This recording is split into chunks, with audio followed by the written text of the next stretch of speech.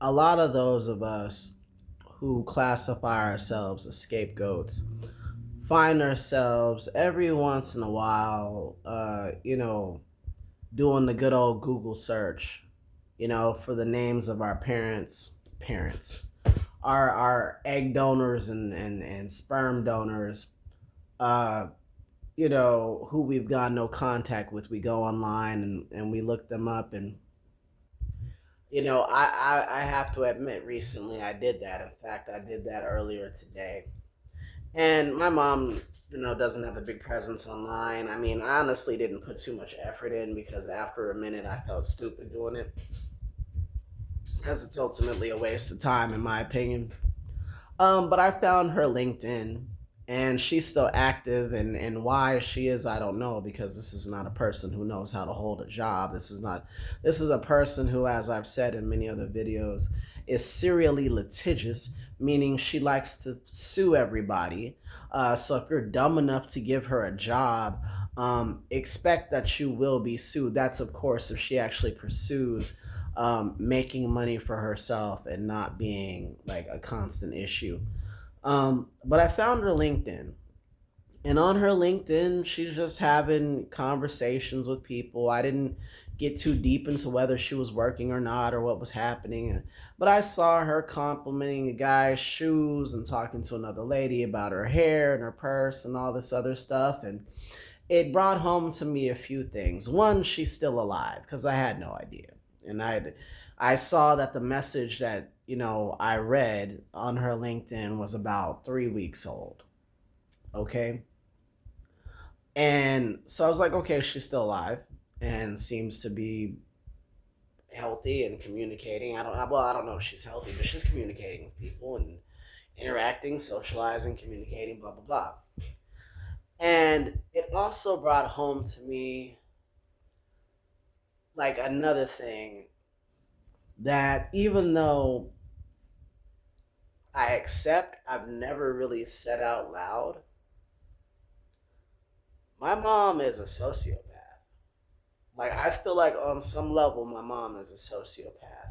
I feel like if you can have your kids say, hey, you traumatized me and I want to talk about this stuff, and you sit there and you say, so, anyways, I went to the store and blah, blah, blah, and just gloss over that. That is some Hannibal Lecter esque, disassociative, compartmentalized, Dexter type sociopath shit. And to just be out there in the world freely living and knowing what you've done to your child and that they no longer want to deal with you, and you just out there just having bullshit conversations about a guy with a nice pair of shoes or a lady's purse or hair.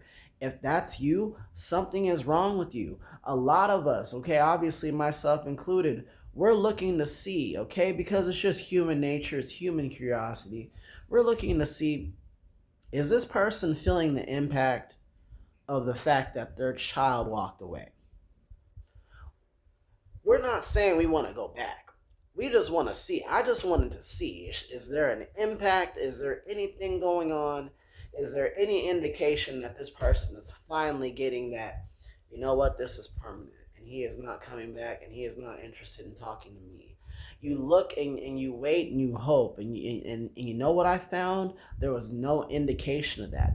They are sociopaths on some level. If you think about it, to be cruel to a child is extremely sociopathic, because the hardest person cares about children.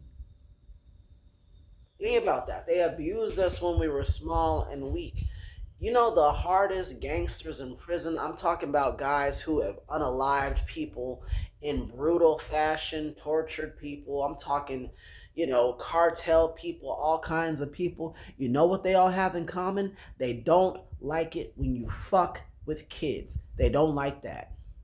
They don't like that. They feel very protective of kids and women. And well, maybe not MS-13, but most of the hardest gangsters and all those people that you see and you fear and you're glad that are locked behind bars, they don't play that child abuse shit. Ironically, murderers and big drug kingpins and scam artists and gangsters and whatever you want to call these people have a better moral compass than our parents as it relates to children and how they should be spared harm and abuse. They actually seek out people who have harmed kids and they unalive them in jail. There was a band called the Lost Prophets. I always thought they sucked. Everybody liked them. I thought they were shit from day one. But their lead singer, I think his name was Ian, who cares what his name was?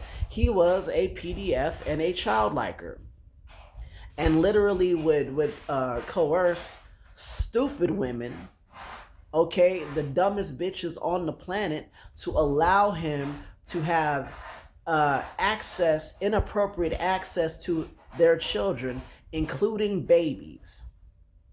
Yeah, a baby. He did this with a baby, okay? So I say all that to say this man was unalived in prison in very brutal fashion. So again, these people in jail have better moral compass about children than our parents. So what does that say about their psychology? What does that say about their lack of feeling? What does that say about their sense of remorse? What does that say about their sense of empathy? Or lack thereof. I would wager lack thereof. They don't have it in them. They don't have it in them. So when you look at these people's profiles or whatever you're doing, because we all do it, if you don't do it and you're just tough as nails like that, good. I was like that for a long time. Curiosity got the best of me. Maybe it'll do it again. Again, I have no desire to go back. I just was curious to see, right? But when you do check, don't be surprised when it's like nothing happened. Don't be surprised when you see him going on vacation. Don't be surprised when you see any of that happening, because that's a part of the sociopathy. That's a part of keeping the front going. That's a part of both the internal recognition that they really don't care about you and the external need for validation, meaning, look at me, I'm doing good. I'm keeping up with the Joneses. Everything's fine with me. It's my crazy kid. I can't do anything about my crazy kid. Don't feel like that's an indication that you made the wrong decision or that you're the crazy one and they're just doing great. They're not doing great. They're doing what sociopaths do. Okay, I don't know if you follow true crime, but the serial unaliver of sex workers, Mr. Rex Heuermann, this guy from Long Island, this architect who had been an active serial unaliver of women for about 30 years, just about 30 years. He got apprehended 3 years ago. But do you think that most people knew he was up to some sinister shit? Yeah, they probably knew he was a weird guy. He's a big, weird looking fuck. I don't know why any woman would get in the car with him, honestly. I'm not victim blaming. I'm just saying, if I'm a lady of the night and he pulls up like, hey, can we have a date? I'm saying absolutely the fuck not. You big Shrek looking fucking demon shark eye having mother. I'll never go home. But I say all that to say, outside of that weirdness, he lived a basically normal life. Had a wife, had kids, had a successful firm, had friends, purportedly had friends. Doesn't mean he's on the up and up. Doesn't mean that he doesn't have hell within himself. It doesn't mean any of that. So I say all that to say, just, it's probably not a good idea to go look these people up. But if you do, don't be discouraged by what you see. Don't be worried about what you see. Don't again compare yourself and the fact that you're angry about this and you want some justice behind this, and then you go and you click on their fucking profile thinking, okay, maybe this fucker learned their lesson, and you see them and they're on a Caribbean cruise and you're like, wow, what the fuck? I'm just standing here holding the bag. That is by design. But understand, you are not holding the bag, they are. Because at their very core, even though they don't feel the emotions that you and I feel, because again, I believe these people are sociopaths. I'm not a psychologist or a psychiatrist. This is just what my mind imagines based on what I've seen and feedback from other people and their estranged parents, right? Just because it looks like smooth sailing for them does not mean that they're not in hell internally. They know what they did. They know what they did. You get to have the benefit and the peace of knowing, you know what? I tried to talk to this motherfucker. I tried to make it right. I was the kid I never should have had to make it right, but I tried to make it right. You have the inner peace of that, even though you're dealing with the anger and the indignation of the fact that you had to go through that. You have the inner peace of knowing that you actually were living in the reality of the moment. The reality of the moment is we were abused. We were abused. We never should have been abused in the first place. But when we grew up and we tried to fix things, or even not even fix things, just have things be real and say, look, this is our realistic relationship, because I don't fuck with you because you did XYZ, and they blow you off.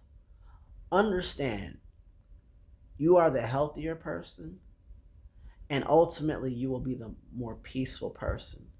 Because I've been seeing a lot of these videos pop up of, on TikTok and all these places where they're referencing people, these narcs who are in their 80s and their 90s, and they're on their deathbed, and they're trying to get, the estranged kid to come see them. You know why? Because of what they carried for years, because of what they knew for years. They knew they did you wrong, and they know that they're about to die. And if they have any religion in them, or if they were just socialized in a religion, as we all are as kids, and we have that forced on us, okay, they feel like they might have to meet their maker, and they want you to come down there and fucking absolve them.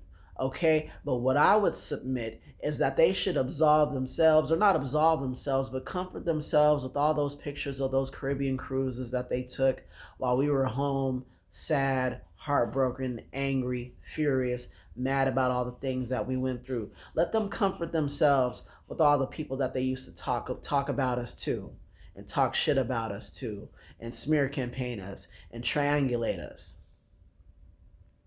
Let them find comfort in them. Let them find comfort in the golden child, who is now probably the narc, who probably doesn't really give a fuck about them, because narcs don't really give a fuck about anyone. Let them find comfort and solace in that.